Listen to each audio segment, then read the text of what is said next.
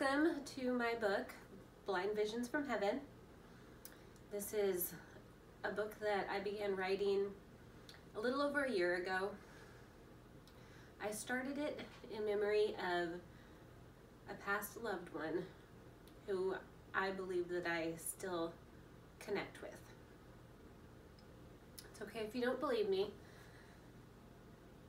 but the majority of the people who have read through my book, I'd probably say 100% believe me.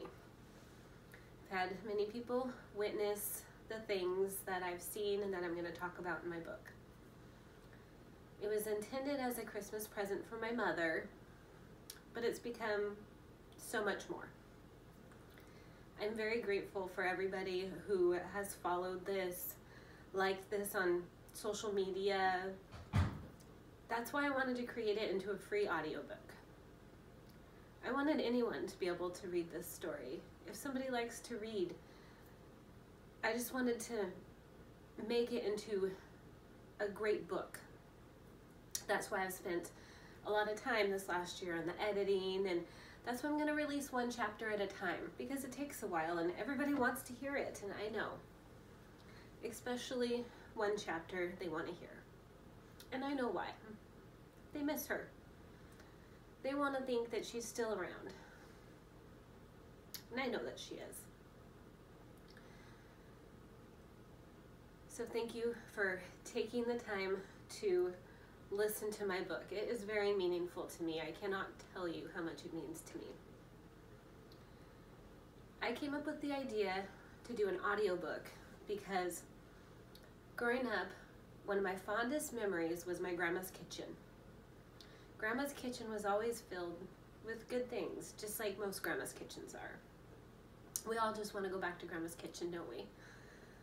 I want to have another bowl of pierogi cooked by grandma. Cooked with her hands because she couldn't see much. My grandmother was blind, legally blind. She went blind at a young age. I don't know the reason why, must have been a medical condition, but she never let it get her down. And anytime I'm going through a struggle in life, I think of grandma. She didn't let it get her down. She refused the handicap sticker because she said I can walk. She wouldn't put handicap on her car. She wasn't handicapped. That was for people who couldn't walk. She was such a proud lady, and she loved to hear stories. So my fondest memory is sitting around her kitchen table, warmed up pierogi from last night's meal in a bowl, passing books around with my cousins.